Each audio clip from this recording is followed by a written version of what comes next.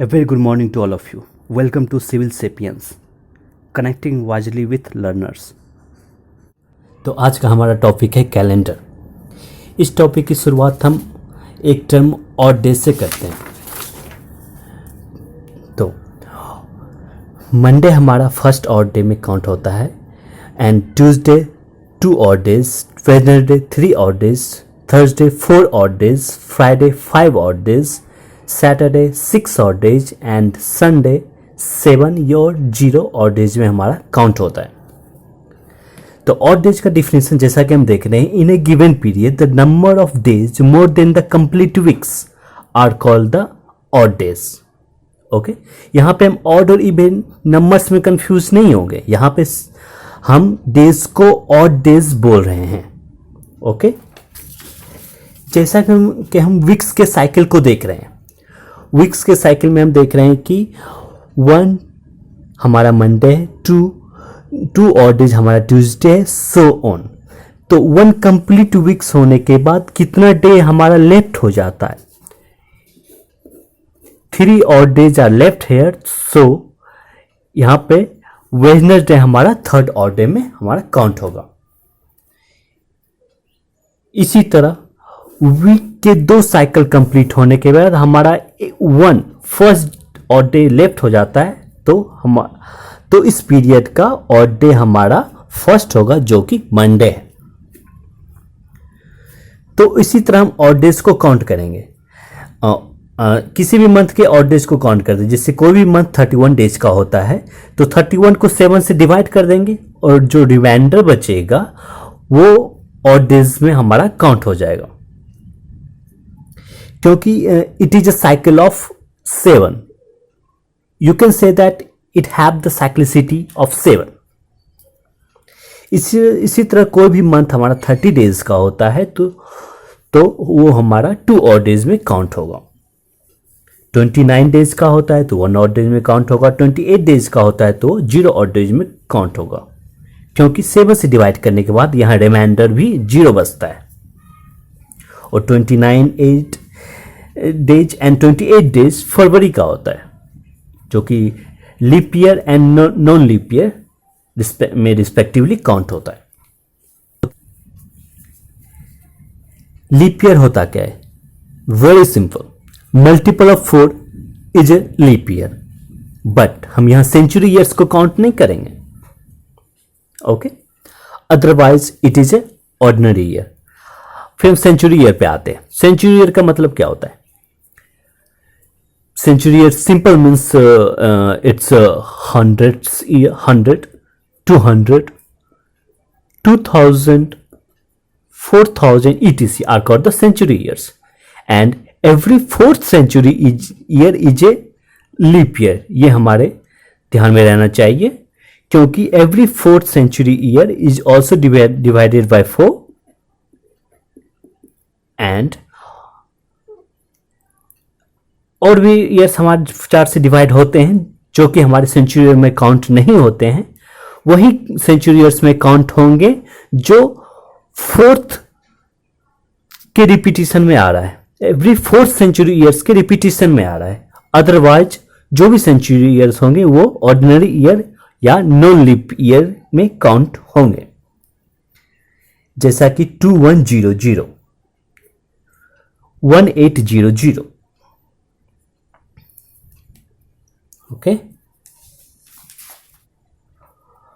1 leap year 366 days का होता है, तो इसमें 52 कंप्लीट वीक्स होते हैं, 2 डेज एक्स्ट्रा होते हैं। तो यहां पे हमारा 2 ऑड डेज होंगे। मतलब कोई भी लीप ईयर के लिए नंबर ऑफ ऑड डेज 2 होंगे, या लीप ईयर को हम 7 से डिवाइड करके अगर रिमाइंडर 2 बचता है तो नंबर ऑफ ऑड डेज 2 होंगे। उसी तरह हम ऑर्डिनरी ईयर में देखेंगे, यहाँ पे 52 वीक्स के साथ 1 डे बचता है, तो 52 कंप्लीट वीक्स के साथ 1 डे हमारा एक्स्ट्रा आता है, इसलिए यहाँ पे 1 ऑड डेज हमारा होगा ऑर्डिनरी ईयर के लिए। ये सब हम याद रखेंगे और इसका यूज हम करेंगे। फॉर 100 ईयर्स, मान लो ईयर्स 0 से 100 काउंट होता है। ओके, तो फर्स्ट 100 ईयर्स में हमारा 76 ऑर्डिनरी ईयर्स आते हैं एंड 24 लीप ईयर्स आते हैं। अब हम ये सोच सकते हैं कि 76 ordinary year and 24 leap year कैसे फाइंड आउट किया गया। तो इसको हम एपी के एक फॉर्मूले से फाइंड कर देते हैं, अर्थमेटिक प्रोग्रेशन से। an a plus n minus 1 into D, इससे हम n फाइंड आउट कर लेंगे, जिससे हमारा 76 और 24 हम मिल जाएगा।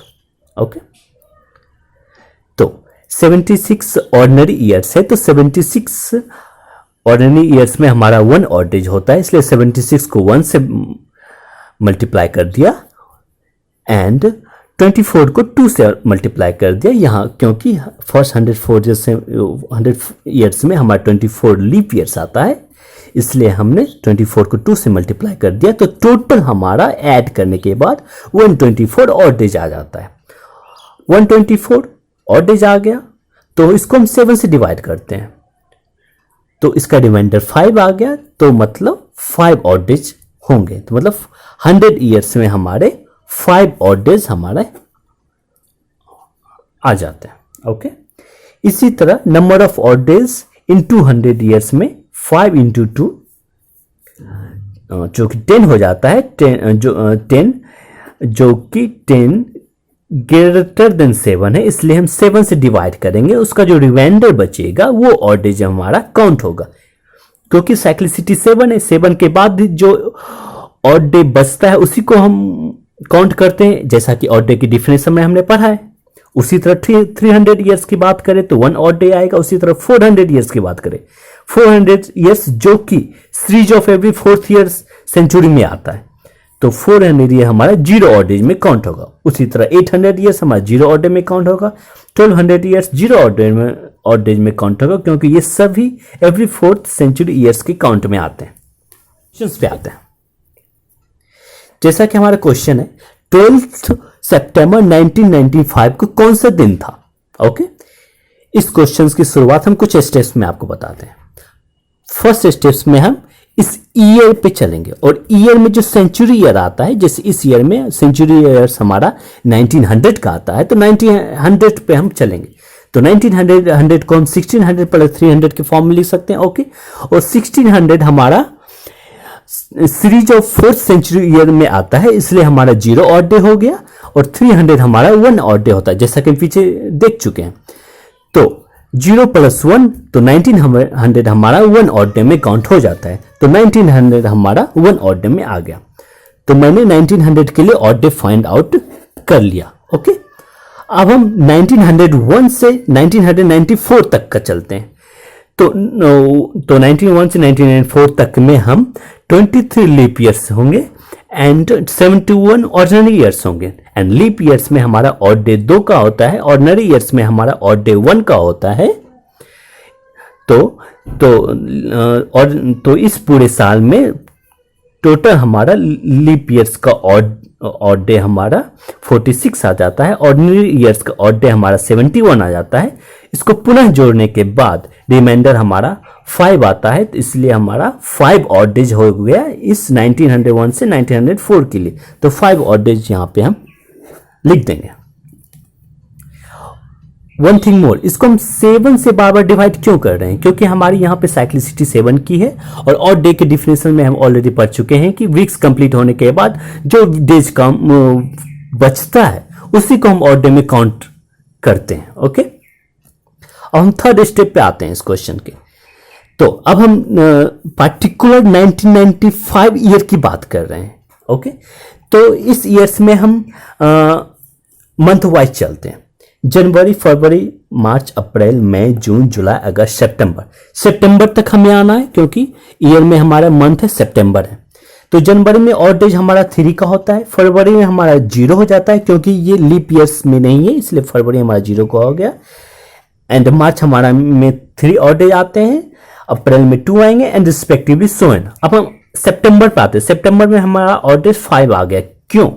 क्योंकि सितंबर में हम ओनली 12 तक ही जाएंगे, उससे आगे तो हमें जाना नहीं है, इसलिए 12 तक ही हम गए। और 12th को मैंने क्या किया, 12th को 7 से डिवाइड कर दे। 7 से डिवाइड करने के बाद हमारा रिमाइंडर 5 आता है, इसलिए यहाँ पे हमने 5 ऑड डेज हमारे 12 सितंबर के लिए लिख दिया है। ओके, इन सभी ऑड डेज को सम करने के बाद हमारा 24 आता है, और 24 अगेन 7 से ग्रेटर है, इसलिए 7 से डिवाइड कर देते हैं। 7 से डिवाइड करने के बाद हमारा जो रिमाइंडर फिर आता है तो वो हमारा ऑड डेज में काउंट हो जाता है। तो यहां से 3 हमारा 1995 के लिए 3 ऑड डेज हो गया। तो हम 1995 तक पहुंच चुके हैं, 12 सितंबर 1995 तक पहुंच चुके हैं। तो यहाँ पे total number of odd days हमारा 9 आ गया, जो कि ग्रेटर देन 7 है फिर से, इसलिए फिर से हम इसको 7 से डिवाइड कर देते हैं। तो हमारा रिमाइंडर 2 बचता है। 2 बचने के बाद हमारा 2 ऑड डेज होता है। 2 ऑड डेज आ गया हमारा। तो जैसा कि हम फर्स्ट टेबल में देख चुके हैं, 2 ऑड डेज हमारा ट्यूसडे का होता है, इसलिए हमारा यहाँ पे आंसर ट्यूसडे हो जाएगा। तो आंसर हमारा आ गया ट्यूसडे। ओके, इसी तरह हमने एक ईयर लिया है जो कि एक लीप ईयर है, 1776 इसे लीप ईयर। तो हम फर्स्ट 1700 ईयर तक चलेंगे, तो हमारा 5 ऑड डेज आएगा। उसके बाद नेक्स्ट 75 ईयर्स चलेंगे तो हमारा 2 ऑड डेज आएगा। तो जो कि 75 जो कि 18 लीप ईयर्स और 75 ऑर्डिनरी ईयर्स के मिक्स से हम फाइंड आउट करेंगे। तो अब हम पार्टिकुलर 1776 ईयर्स में आते हैं, जो कि एक लीप ईयर है। तो यहाँ पे जनवरी, फरवरी, मार्च, अप्रैल, मई, जून, जुलाई हमारा डेट है, इसलिए हम जुलाई तक ही आएंगे।